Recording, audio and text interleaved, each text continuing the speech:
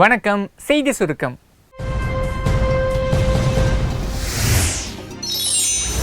முக்கிய வேட்பாளர்கள்லாம் இன்னைக்கு மனு தாக்கல் செஞ்சிருக்காங்க. நாட்டில் லோக்சபா தேர்தல் 7 கட்டங்களாக நடைபெற இருக்கு. இல்லை, தமிழகம் மற்றும் புதுவையில் ஒரே கட்டமாக ஏப்ரல் 18ஆம் தேதி தேர்தல் நடக்குது. செவ்வாய்க்கிழமை தான் வேட்புமனு தாக்கல் செய்ய கடைசி நாள் அப்படின்றதுனால திங்கக்கிழமை போட்டி போட்டுக்கிட்டு அனைத்து கட்சி வேட்பாளர்களும் மனு தாக்கல் செஞ்சிருக்காங்க. லோக்சபா தேர்தலுக்கு மட்டும் இல்லாமல் இடைத்தேர்தலில் போட்டியிடுற வேட்பாளர்களும் தங்களோட மனுவை அளிச்சிருக்காங்க. சென்னை, திருச்சி, தஞ்சாவூர், திருநெல்வேலி, தூத்துக்குடி, கோவை போன்ற நகரங்களில் முக்கிய பிரமுகர்கள் பலரும் தங்களோட வேட்பு மனுக்களை தாக்கல் செஞ்சிருக்காங்க.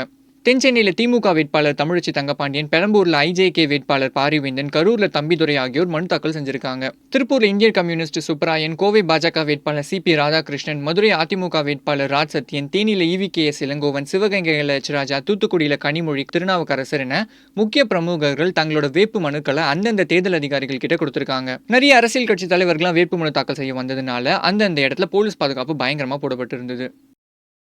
தேர்தலில் மோதுற உறவுகள். தமிழகத்தில் ஏப்ரல் 18ஆம் தேதி லோக்சபா மற்றும் சட்டசபை இடைத்தேர்தல் நடக்க இருக்கு. வேட்பாளர்கள் அறிவிப்பு, வேட்புமனு தாக்கல்னு தேர்தல் களம் சூடு பிடிச்சிருக்குங்க. பல தொகுதிகளில் உறவினர்களை நேருக்கு நேர் மோதுற நிலைமையும் ஏற்பட்டிருக்கு.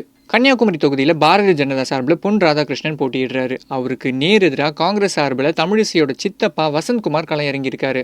தன்னுடைய சித்தப்பாவுக்கு எதிராகவே கன்னியாகுமரியில் தமிழிசை பிரச்சாரம் செய்ய போறாங்க அப்படின்றதே ஒரு பெரிய எதிர்பார்ப்பை ஏற்படுத்தியிருக்கு.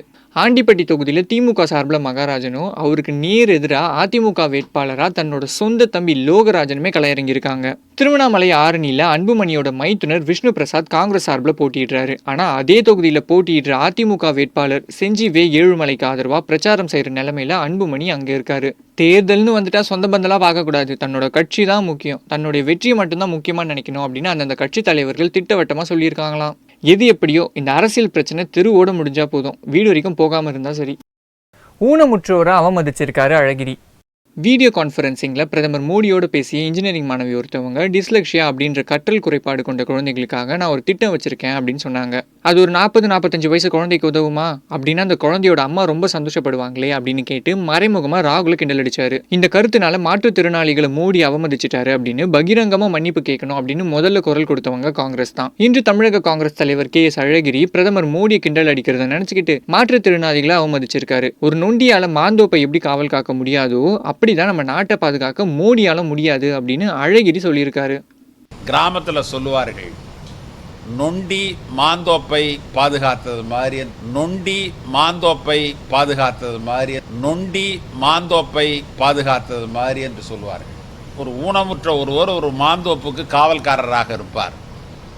அவர் ஊனமுற்றவர் என்பது அங்கே செல்லுகிற அந்த பையனுக்கு தெரியாது. போய் மாங்காயை அடிக்கிறதுக்கு போனால் இவரை பார்த்துட்டு பயந்துக்கிட்டு இருப்பாங்க. ஒரு நாள் ஒரு பையன் கண்டுபிடிச்சிருவான், அவர் ஊனமுற்றவர், அதனால் அவரால் ஒன்றும் செய்ய முடியாதுன்னு. எனவே அவன் போய் மாங்காயை பறிச்சுக்கிட்டு போயிடுவான், இவரால் ஒன்றும் செய்ய முடியாது. அப்படித்தான் மோடி இந்த நாட்டினுடைய பாதுகாப்பிற்கு இருக்கிறாரே ஒழிய உண்மையான பாதுகாப்பிற்கு அவர் பாதுகாவலராக இல்லை என்பது எங்களுடைய குற்றச்சாட்டு. மலைகள்லையும் சாலைகள்லையும் பேனர் வைக்க தடை விதிச்சிருக்காங்க. சுற்றுச்சூழல் பாதிக்கிற வகையில் தேர்தல் விளம்பரங்களை செய்ய தடை விதிக்க கோரி யானை ராஜேந்திரன் என்பவர் சுப்ரீம் கோர்ட்ல வழக்கு தொடர்ந்திருக்காரு. வழக்கு விசாரிச்ச கோர்ட் நெடுஞ்சாலையோர வனப்பகுதிகள், மலைகள், குன்றுகள் ஆகியவற்றில் தேர்தல் விளம்பரம் செய்ய கட்சிகளுக்கு தடை விதிச்சு உத்தரவிட்டிருக்காங்க. இது போல விளம்பரங்கள் இடம்பெறாமல் இருக்க தமிழக அரசு உறுதி செய்யணும் அப்படின்னு வலியுறுத்தப்பட்டிருக்கு.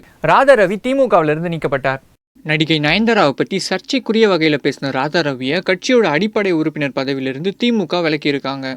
திமுக தலைமை கழகம் வெளியிட்ட அறிக்கையில் நடிகர் ராதா ரவி கழகத்தோட கட்டுப்பாட்டெல்லாம் மீறி கழகத்துக்கு அவப்பெயர் ஏற்படுத்துகிற வகையில் செயல்பட்டு வர்றதுனால அவரோட அடிப்படை உறுப்பினர் உள்ளிட்ட அனைத்து பொறுப்புகளிலிருந்தும் தற்காலிகமாக நீக்கப்படுறதா குறிப்பிட்டிருக்காங்க. திமுக தலைவர் ஸ்டாலின் கூட ராதா ரவிக்கு கண்டனம் தெரிவிச்சிருக்காரு.